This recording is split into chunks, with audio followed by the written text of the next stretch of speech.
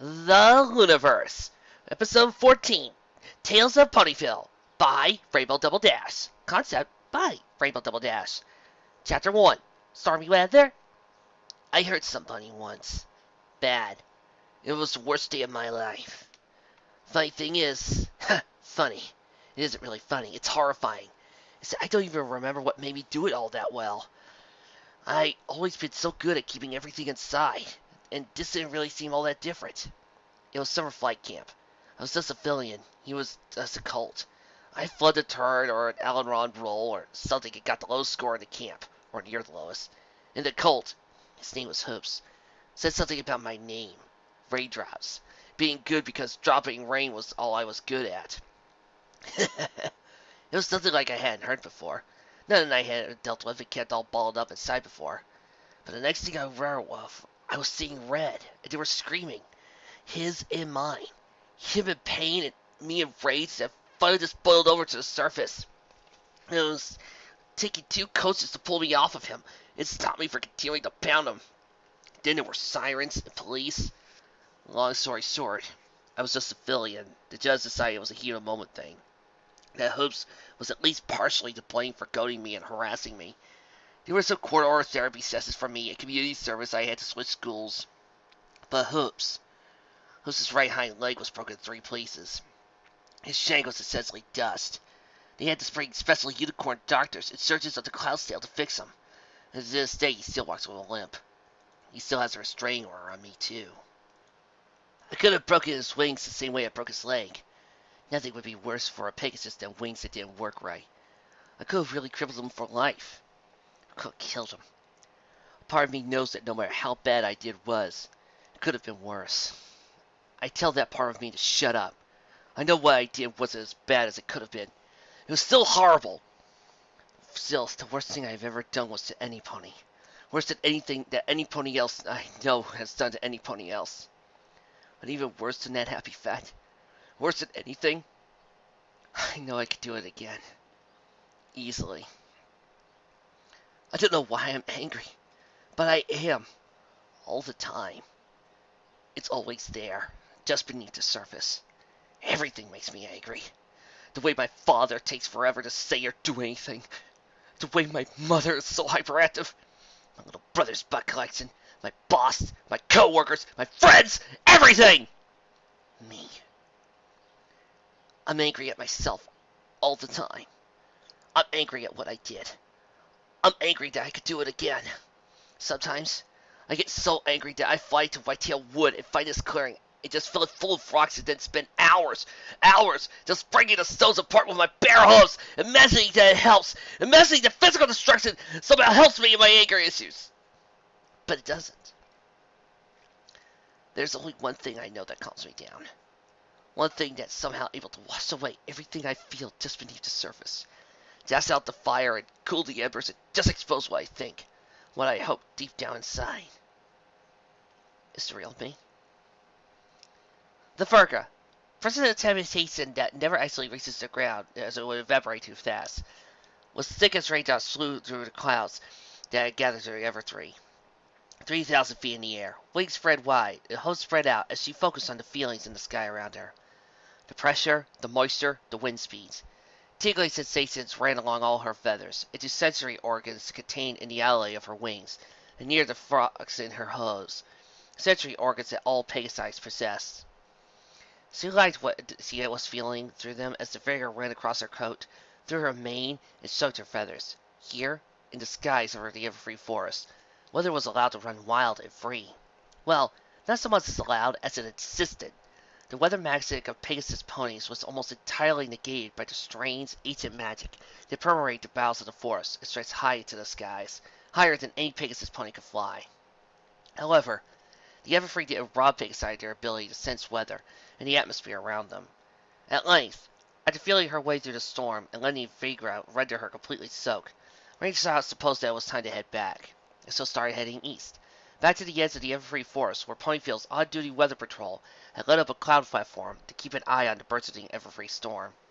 After several long minutes, she ducked low, under the cumulus contest side that floated over the Everfree, and spotted the cloud platform where several Pegasi were waiting for her.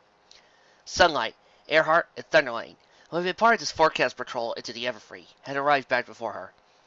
Blue Skies, who's related to Clear Skies and Open Skies, who had simply been on duty and had organized the forecast's team's routes. Cloud Kicker, second in command of Ponyville's weather patrol, and who was actually managing to look calm and collected for once. This was probably because of the last Pegasus on the cloud platform. Rainbowdash, manager of Ponyville Weather Patrol, and the self-proclaimed, but Raindrops had to admit, probably correct, fastest flyer in Equestria. The Cyan Blue Pegasus with a polychromatic mane and tail came pacing back and around on the cloud, or taking to the air and flying a few loops or circles around it, or landing with a poof. It does landing in place, staring into the Everfree. Raindrops, for her part, did her best to ignore her boss's antics as he alighted on the cloud platform and shook herself dry, or at least moderately less wet, pleased that at least she was here. It was far too common an occurrence for a weather manager to take out or put off jobs like this. A part of Raindrops wondered exactly what dragged Rainbowdash from her cloud home this morning, as it wasn't exactly the storm building over the Everfree forest. However, Raindrops decided that whatever it was, she liked it, as it had meant that her boss couldn't think of an excuse to fly off when Raindrops and Blue Skies had glided on top of her, resting on the branches of an apple tree, and explained the situation with the Everfree storm. Hence, the forecast points that Rainbowdash had sent in, brave Pegasi who would travel into the air over the Everfree and attempt to ascertain the nature of gathering storms, and threaten to pose the Pegasus weather, and, in sum, how much work everybody was about to have for the next several hours. Finally!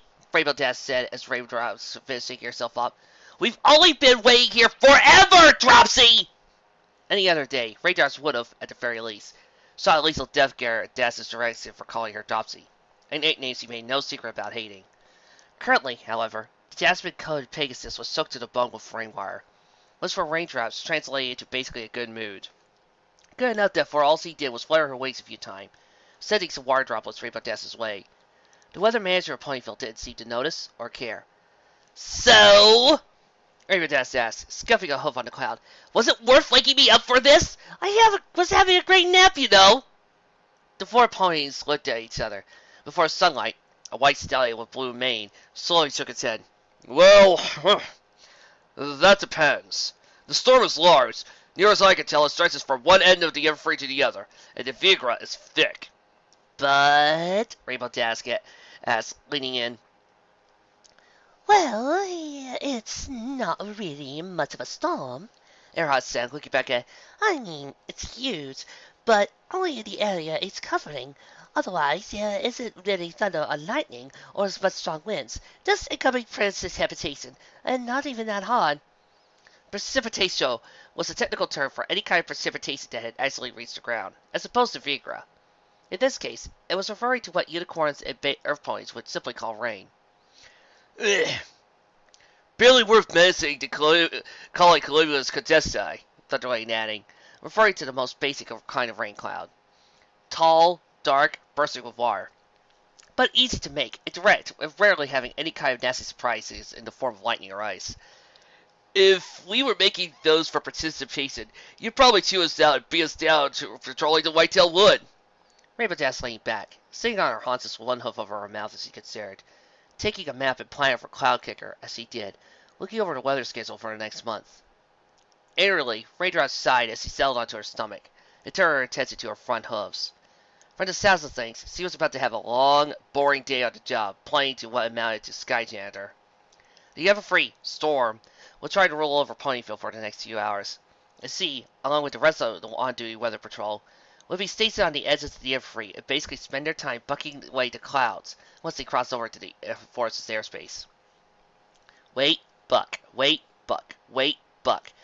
It would be monotonous, boring, soul-draining, and that was saying something since Raindrops loved the rain, as intensified by a cutie mark of 3 falling water droplets. Still, she supposed not every storm could be laden with cumulonimbus. Okay, Rainbowdash said after a moment. Show hooves! Who wants to let the storm do its thing? Raindrops looked up at that, blinking several times, her ears perked up. Everybody else seemed surprised as well. Huh? Blue Skies asked. Well, look, Rainbowdash said, turning to the weather schedule for the next month around. We were planning on doing a big storm next week, right? Why don't we just let this storm do its thing and then have next week's storm be smaller? I don't think it would be worth the effort of breaking this one up. I don't know, boss, Sly said, visiting. I mean, a lot of ponies might have had plans today. Yeah, and some of those ponies were named Rainbowdash! The weather patrol leader carried. I don't know about you guys, but I don't want to spend the next 5 or 6 hours hovering and bucking clouds that aren't going to do anything but get a few ponies a little wet. Plus, it'll make things easier down the line, Cloud Kicker observed. And the entire reason we have the storm scheduled next week is because the Farmers Union asked for more rain, since the last few weeks have been too hot. Next Tuesday was the only day we could get pony power to build up a storm that was big enough. But if we just let this thing roll over... This isn't just so that you can sleep the day away, is it? Thunderlane asked Rainbowdash. She shook her head. I never leave Ponyville hanging, she declared. Though Raindrops knew from experience that was not entirely true. Look, like I said, show of hands. It's a vote, alright? Who wants to spend their day bucking away at some clouds so it cause a little precipitation that we need anyway is showing up early? Starlight, Thunderline, and Blue Skies all raise their hooves. Okay, Rainbowdash added, and the ponies who actually want to do something with their day? She, Cloudkicker, and Earhart raised their own hooves. Sunlight looked at Earhart as he was some kind of trainer, though the pink mare's only response was a bright grin. Hey! I have a date tonight, she said. 3 against 3? Blue Skies asked, still at the Raindrops. Hey, you didn't vote. Yeah, no abstaining, Rainbowdash added. Specifically says we've got a tie otherwise. Raindrops considered for a few moments, before standing on the cloud and grinning brightly. Something would startle everybody else. Raindrops was not the most emotive of ponies normally, or at least didn't show positive emotion much. A little rain never hurt any pony, she observed. Thundering rolled his eyes. Yeah, big surprise. It rained every day if you were in charge. Raindrops opened her mouth to eject, then thought a moment before closing and nodding fervently. The 3 water droplets on her flank weren't for nothing after all. A cutie mark wasn't simply what you were good at. It was what made a pony happy. And Raindrops loved the rain, the smell of it, the feel of it running through her coat and along her primaries, the wave of it in her mane, the sound it made. Oh, the sounds it made as it struck wood or glass or stone or leaves, running up into puddles and turning and boring dirt into the wet muck. And this was a special treat, an uncontrolled storm. A rain shower that no pony was going to try to direct or contain or shape. It was simply going to run its course, go where it willed, wet what it wanted. And maybe one rain shower in a decade was allowed such freedom.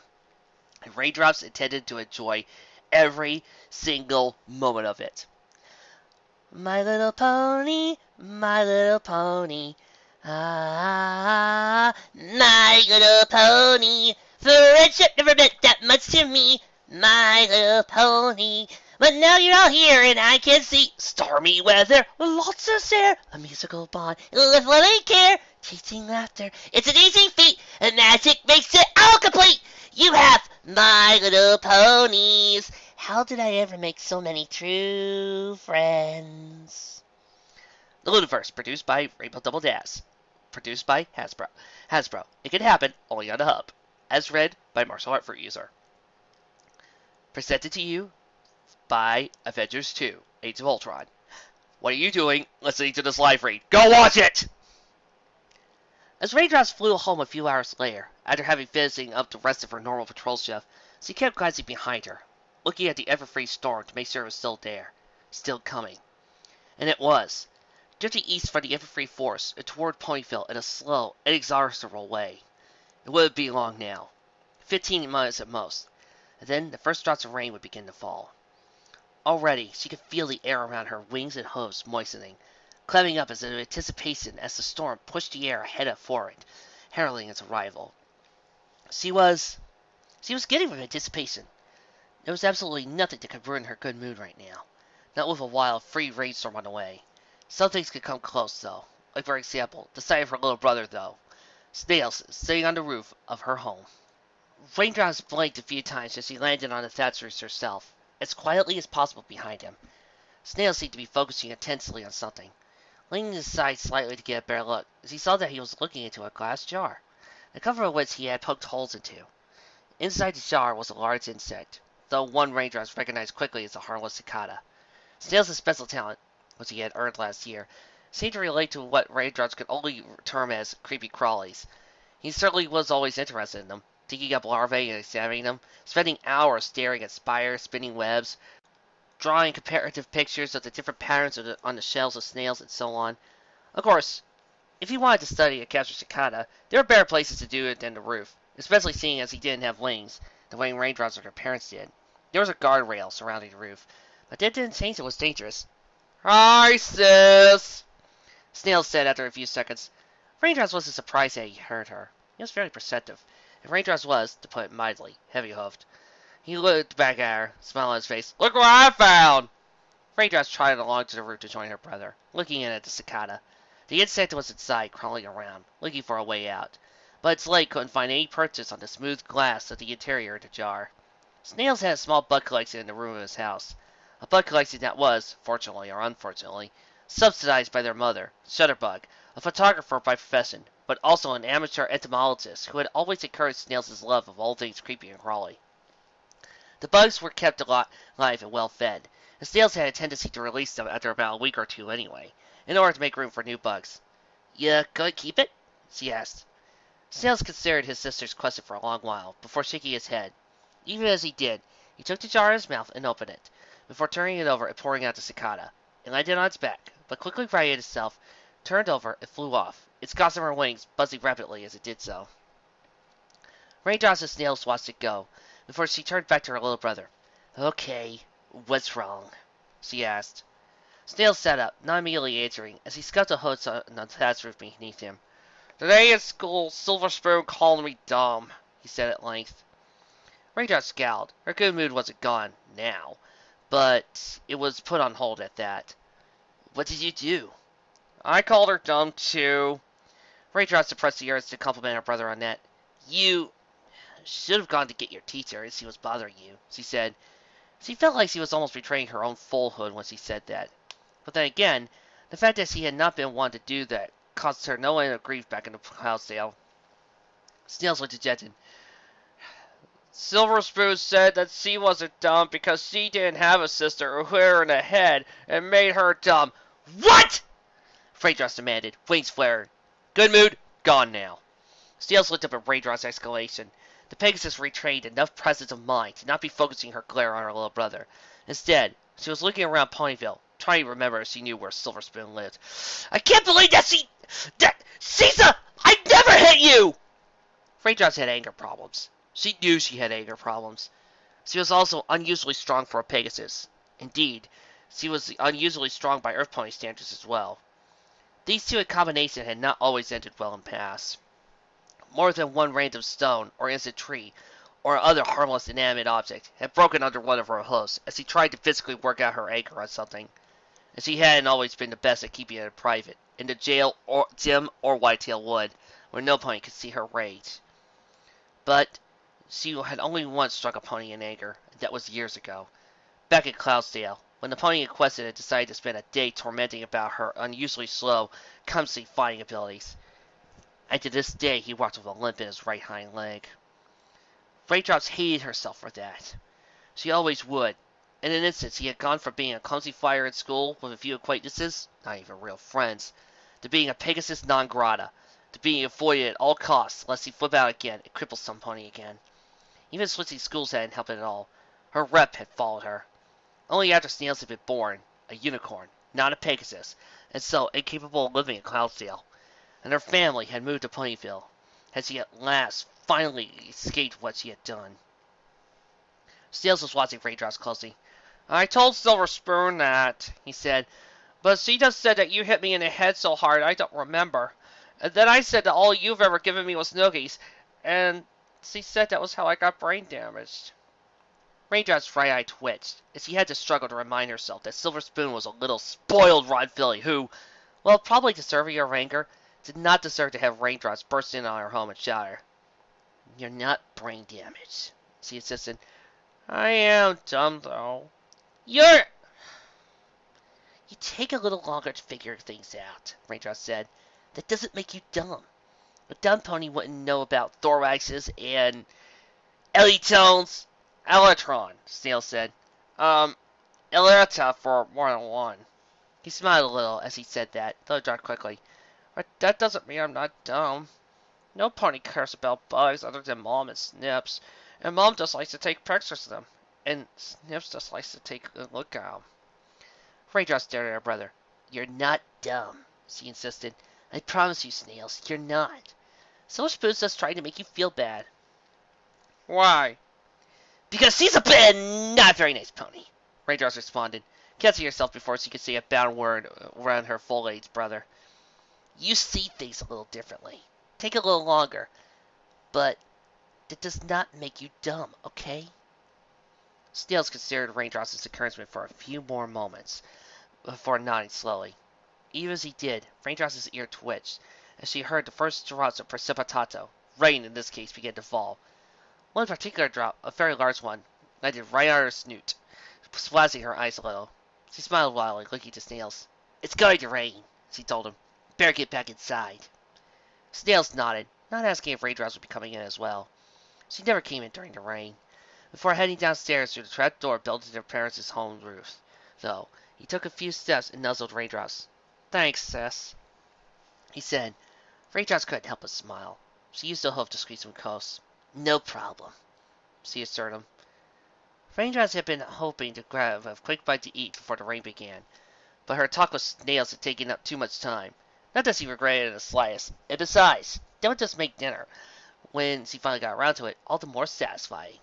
She flew from her house, and from the center of Ponyville for that matter, toward the fields that surrounded the, admittedly large, farming community. At a guess, at least when she at last settled down on a rock in the middle of the wheat field, she was probably on the property of Sweet Apple Acres. The apples made their fortune with their namesake product, of course, but they were wealthy enough, and savvy enough, to know better than to rely on a single crop. Then again, they were also wealthy enough to afford to move any rocks, no matter how big, that sat in the middle of their fields. So she supposed that the rocks he alighted on was probably proof that this wasn't an apple family field. Actually, it was a field tended to by Maud. Isn't that right, Maud? Yes. It didn't take much to Raindrops, though. It was quiet, out of the way, and there was no pony around to watch as she spread her wings wide, staring up at the sky as the thick, gray, cumulus contesti began to float overhead in earnest. It burst open. One drop, then 2, 3, 4. Drip, drop, drip, drop. Little rain, April showers coming down, all on the ground, all on the ground. For a moment, Raindrops deluded herself into thinking she could count all the drops that would fall on her. Let them 5, 6, 7 all touched down at nearly the same time, and 8, or maybe 9, splashed right into her eye, distracting her for a moment, as she lost count as the cumulus contesti simply burst open. Raindrops allowed herself a full, bright smile as the rain came falling down on her, covering her wings so that way the rain would soak her thoroughly. Even as most of the drops of water became lost in the general storm, she could feel a few trickling down her primaries, down the length of her wings, getting under her feathers. Her wings were angled in such a way that soon streams of water were flowing down along them, getting under her feathers before finally leaving her wings, flowing down her barrel and flanks before it's joining in the salute that was running down the rock. The rain flowed across her face too, down along her snout and under her eyes, across her scalp and through her mane, or down under her jaw and along her throat and chest as she continued to stare up and just watched the water fall all around her. Her ears perked as she listened to the white noise all around her, the rain catching on sheaves of wheat, or hitting the dirt below, or the rock underneath her, or just her. She stood slowly, beating her wings a few times, sending the water off of them in every direction, only to cup her wings and get them soaked as possible, just to repeat the process again. Then a third time. On the fourth try, she instead angled her wings over her so that way the rain would flow down her extended primaries to her alulae, and then off of them, and, in small but constant strains, into her open winging mouth. It probably looked utterly ridiculous if any pony had seen her, and she was grateful that no pony could. She felt no need to explain anything she chose to do right now to some pony. The rain floating across her feathers and coat, soaking her skin concealed beneath both, felt like it was stripping away everything. Her exasperation at her boss, desire to find Silver Spoon and teach her a lesson in manners, her concern for her brother was washed away too, along with everything else. The rain didn't distinguish between her loves and hates, her good side and bad sides. The runoff that flowed from her and onto the rock, gathering onto puddles and soaking the earth beneath Raindrops, was made from equal parts water, hopes, and fears. At length, it even took away the heat in her chest, at the back of her throat and base of her skull. The tension in her muscles always pulled taut, always ready to snap, and spring, and shout, and shove, and hurt. The rain washed over her, and soon all that was left was just her. Just raindrops. A young Pegasus mare staring into the sky in wonder. Water could fall, would fall. It rarely found its way to the ground in muck and oceans. But it could rise too. It could soar through the sky. She laughed. The laugh came from nowhere. It returned just as quickly. But the smile that it brought with it remained. She shook her mane, so the water drop was finding everywhere. It looked to the rock beneath her. Its top had a bowl in it, and its hollow where rainwater was gathering. Raindrops put her hoof in it and swirled the water around, withdrew, then stomped, sending the water flying. She laughed again. She pranced in place, hooves landing on a rock with no intention of breaking it. Instead, simply to hear the sound of her wet hoofs striking wet stone, to simply see the water flow and splash as she did so. At length, she bit her wings, this time taking to the air. The rainwater that was soaking through her didn't seem to weigh her down at all as she flew. If anything, she felt lighter when soaked. Everything that had been weighing her down had flowed off of her and run into the earth. Sure, the water would have made her heavier, but compared to the burdens she normally carried? All my life felt like elation, nothing but exasperation of my temper and frustration, till I could just buck 'em all. And I tried to be resilient, buckle down, stand up and bear it, but it tore apart my spirit, left me trapped in a squall. The song came from the same place as her laugh, but it stuck around longer. Music was something that came naturally to many ponies at many points in their lives, but it had rarely visited raindrops. Still, she was a pony, and at the end of the day, and if now was the right time for music, she was going to indulge it. And I tried to keep it all in, never show the blazing rage I was in. If some pony I went hurt something I didn't mean to, I didn't know what I was going to do. And then the rain would come pouring down and wash away all any lingering frown. Douse the fire in my heart that was tearing me apart, and when it gave me the words to this song. Raindrops soared high to the sky, twisting, turning, sending rain in every direction as he flew. She laughed between verses as he flew upside down beneath the cumulus consensai, tapping her hooves against it. This was then water flowing out in great streams that soaked her thoroughly, which was exactly what she was hoping for. She didn't just fly, though. As she soared, she spotted puddles, which would allow herself to fall from the sky and into them, sending water everywhere. Completely unaware of the world around her, raindrops would roll over in puddles, wings and legs flailing as she soaked herself completely. She would be covered in mud within moments, of course, but then she would take to the sky again, crash through some clouds and soak herself, getting the mud off of her and sending it back to earth. It was glorious. Though I bungled all my bangles, left my life twisted and mangled, the rain helps me to untangle all the things that trouble me. Sir, my temper's always rising, sir, they find me terrifying, but the rain's always terrorizing, lifts me up and sets me free. Ha ha ha ha ha! Raindrops cried out in sheer jubilation as the song finished, performing an LAR roll as he soared through the precipitous and blazing sky. She didn't care that she was a slow flyer. At that moment, it felt like she was going 1,000,000 miles an hour. Up, down, left, right, forwards, backwards, stopping in mud puddles, cleaning herself in clouds, just to fall back down and repeat the process all over again.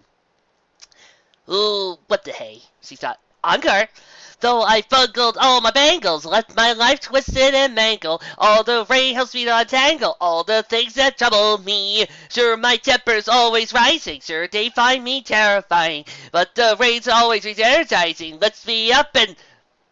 Her tongue drifted off when she saw it. The puddle to end all puddles, the ultimate puddle, for even for her height of 500 feet, she could tell it was perfect. The perfect blend of mud and water. The perfect death with a nice glassy bottom. It looked like it was in some pony's backyard.